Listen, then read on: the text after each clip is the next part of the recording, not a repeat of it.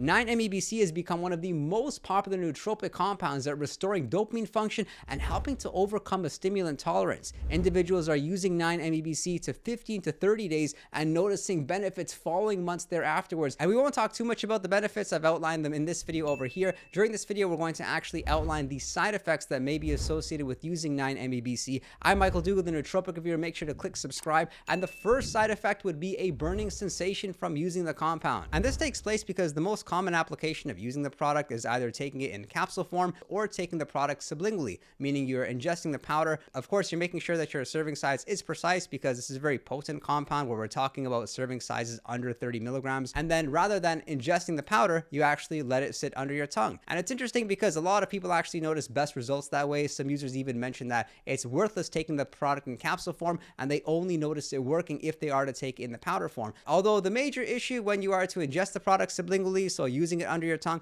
is that your tongue is going to burn. You'll likely lose your sense of taste for a couple of hours. Some individuals actually lose their sense of taste for the whole day. In my experience using it, I don't notice too much of a loss of taste. Maybe it lasts like 30 to 60 minutes. It doesn't bother me too much. And the feeling is very uncomfortable. I actually notice the burning sensation lasts for a few hours. So for that reason, I actually prefer using it in a capsule form. If you're somebody that's sensitive to nootropic compounds, you may want to start off with a serving size if you are to take it sublingually under 10 milligrams. The next side effect to be aware of if you are to take the risk and use this compound is increased sun sensitivity. So what this means is that if you are to ingest the product and you go out in the sun, you'll experience more damage from the UV rays than typically. So I would especially be careful of using this compound if you're living in Florida or some of the sunnier areas. One user on Reddit mentioned that sunlight feels like 10 times hotter even though it was like 70 degrees. And on my YouTube channel, actually, one of the comments reads, 9-ME is amazing, has been life-changing for me. I would love to take it daily, but after around 2 weeks, the photosensitivity triggers migraines at the slightest bit of sunlight. And from my experience in using the compound, I don't notice that the sun messes with me too much, but I have found like subconsciously, I'm less likely to actually want to go out in the sun. And on those sunnier days, like I live in Toronto, I'm more likely to stay home. This photosensitivity phenomena is one of the things which actually prevents a lot of users from using 9-MeBC, but I would say it's not as bad as people are making it to be online, and most people don't actually notice any sort of negative consequence. The next side effect is a little bit surprising, as a lot of individuals notice the exact opposite happening, and that would be a loss of libido. And also what's reported is decreased erections as well as loss of interest in having sexual activity. As per this anecdote, one individual mentioned slightly weaker erections and a bit less sensation, and somebody else mentioned huge problem with erections. And why this may be happening, it could be overstimulation, it could be perhaps too much dopamine within the brain. Again, the mechanism of action is not completely understood with using 9-MeBC, but I would be cautious around using the compound, especially if you're somebody that already has perhaps low testosterone or low libido. And some of my favorite compounds around increasing libido and testosterone include Tribulus. I also really like Tonkat Ali. Tonkat Ali I've talked about more about in this video over here, where you could ingest a 200 milligram serving and you'd experience some of those mental benefits that are associated with having higher testosterone levels. Another side effect commonly reported is actually demotivation. And there's a number of people that are actually using 9-MeBC in order for them to treat anhedonia. And what anhedonia is a loss of interest in things which you typically would have interest in. So let's say you're into sports. Anhedonia is when you've lost your interest in sports, and so individuals are using 9-MeBC in order for them to get over that period, get over that slump. And what some users are finding is that 9-MeBC is actually making their anhedonia worse. This post on Reddit reads, unexpected fatigue and drowsiness after taking 9-MeBC,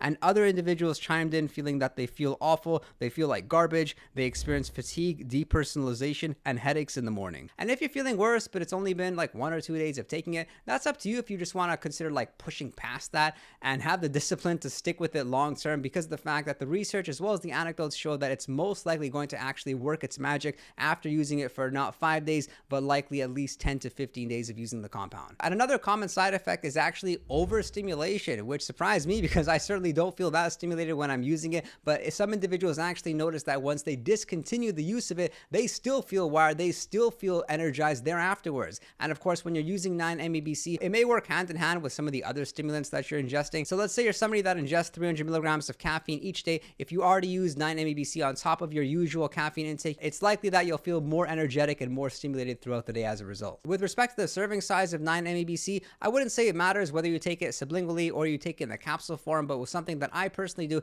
is I only use it on days when I really need it. Like that's my preferred style. Now let's take a look at how to take 9-MeBC, and it's really going to depend on why you're using the compound. If you're like me, I was just using it for the acute benefit and helping me to energize myself on days when I'm sleep deprived or days when I'm experiencing experiencing some sort of stimulant withdrawal, and I wasn't using the compound to fix any sort of dopaminergic system issue that I may have. But a lot of individuals are using it that way, and they may want to experiment with different cycles of using it for 15 days or maybe 30 days at a serving size of 50 milligrams each day. And then we have experiences where individuals use 9-MeBC for a shorter period, but they had a higher serving size. Like this experience reads that they took 20 to 40 milligrams for 9 days. They actually felt good for the first couple of days. They noticed that there was an improvement with their memory and their energy. At the 7th day, they noticed that they were in a better mood that they didn't experience for a while, but when they were on the 8th and the 9th day, they felt anxiety and had OCD thoughts. Fortunately, it's a very versatile nootropic compound. It doesn't matter whether you take it in a fasted state or you take it in a fed state. And while other individuals find it stimulating, I'm personally fine taking it in the evening time. I've also found that it stacks very well with alpha GPC, which is my favorite form of choline. I've talked more about it in this video over here because it helps to increase energy levels and helps to increase motivation. And a really nice alternative to 9-MeBC if you don't want to ingest the compound is bromontane, because I feel that bromontane helps to increase dopamine naturally. I also find that the side effects aren't anywhere as severe. Plus the photosensitivity aspect of 9-MeBC is somewhat concerning, but I'd love to know your thoughts about the compound in the comments section below. Do subscribe and drop a like on this video. If you want to chat with me one-on-one, make sure to message me on Patreon and be sure to visit our Discord server, and I'll look forward to seeing you next time.